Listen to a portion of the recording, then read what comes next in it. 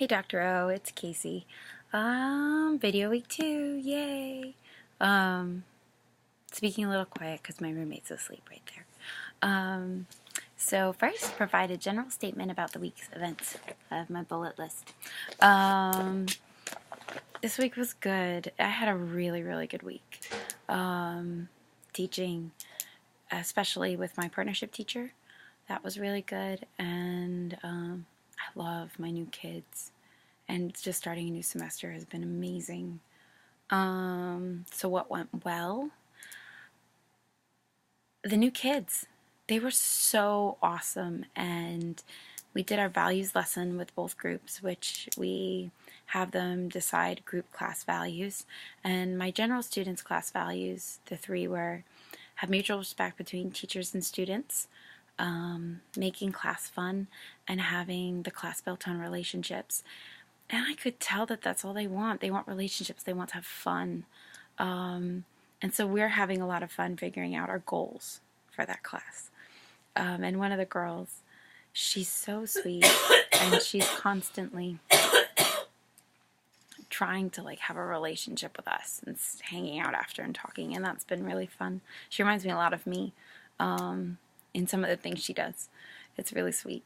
And then in my other class, my honors class is super engaged and super interactive, which my last honors class, last semester, they weren't.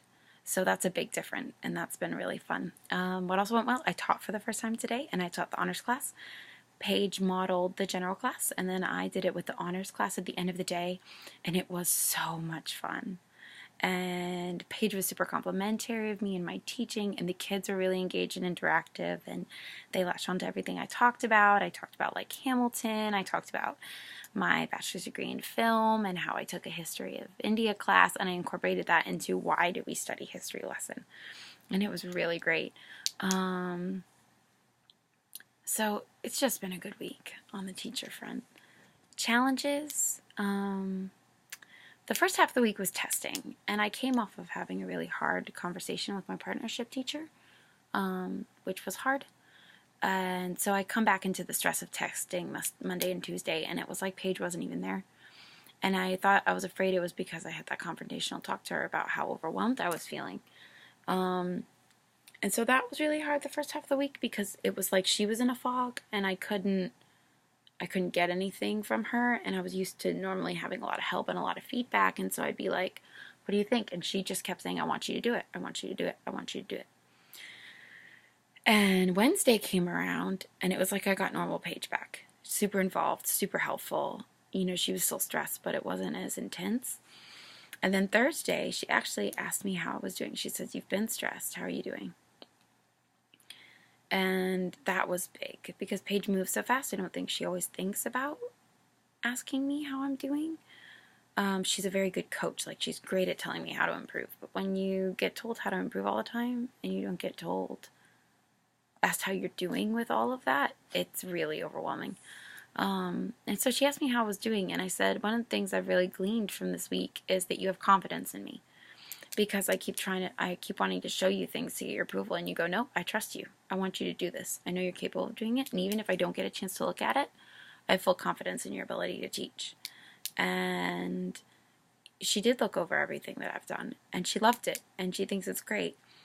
And so that's been really encouraging. And then today we did my first coaching plan for next week for the things we're going to tackle based off of my teaching today. She was super complimentary, super informed. At the end of teaching today, she said, Casey, that was an incredible lesson. It was perfect. It was nearly perfect. Of course, we picked 400 things I could work on. But at the same time, the information got over to the kids, and they did really well with it. And so that was my main challenge this week, was just navigating the moodiness and the heaviness that exams have on school. And that was really hard. I know I'm going to hate exam week when I'm a teacher. I hate it now. It was awful. I'm so glad it's over. The other challenge is I'm really tired. And I think the tiredness is bringing on the headaches. They got a little better later this week, but I had 2 weeks of migraines where my jaw would hurt and my head would hurt and my nose would hurt. Everything would hurt. And the hard thing about me is there's very limited medication I can take due to my medical things. So a lot of times I just have to endure a headache, and it's really hard when you're at school all day. and you're getting up at 5:30. So I'm really hoping that that turns around. Any insights I've gained? I'm practicing parroting with my students, and that's really a big insight. I tend to ask a question, and then the students answer it, and I move on to the next student raising their hands instead of responding, instead of being like, okay, so what you're saying is history is viewed from a personal lens of bias, which when a student says, well, it depends on who you are and how you're looking at things. And I need to respond and acknowledge what they're saying instead of just moving on to the next person. And so that's something I know I struggle with. And so Paige and I decided to make that my focus for my coaching plan next week. It's just, how am I going to improve acknowledging what my students say, encouraging, correcting, and parroting back. Classroom management as a whole is going to be hard. Tuesday night when we talked about the classroom plan, I knew that was going to be difficult. I see some stuff going on already, and I won't go into too deep a depth. And Paige handles it so well, but Paige is talking about not always being there. She said, sometimes I need to let you do this by yourself because you're capable, and I always want to jump in, and I shouldn't do that to you. And so management's going to be interesting. I know I'm up to the task, but it's probably the biggest challenge I see looming ahead of me. And it's a big insight that it's an area I'm going to need to grow. Opportunities for self-care. I've had a really good self-care week. I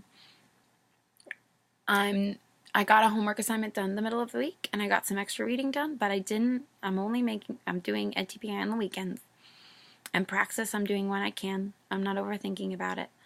But I'm trying to let my nights be more relaxed. Self-care was definitely zooming in on Tuesday night. Being out Monday night, and then the prospect of being out Tuesday night was just exhausting. And having Savannah over and doing that was so helpful. And the ability to do that was great because class was so good. But being home was like needed. Just being able to sit and catch my breath after such a long day and a hard start to the week.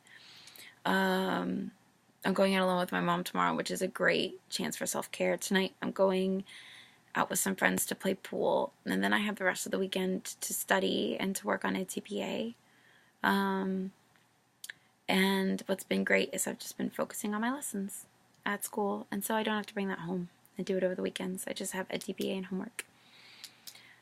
Anything else I'd like to share or discuss? That's really it. It's 8 minutes. I think I've rambled a little bit less, but it's been a really, really good week. And I love, love, love, love, love Paige, and I love South Brunswick, and I love my class, and I love teaching. It's been so good. So life is really good, and I'm really thankful. And I'm so thankful for you, Dr. O, and for you, Dr. Smith, and for being such great helps and leaders and partners and teachers and instructors. It's so good to have you both. So I hope you have a good weekend. I'll talk to you later.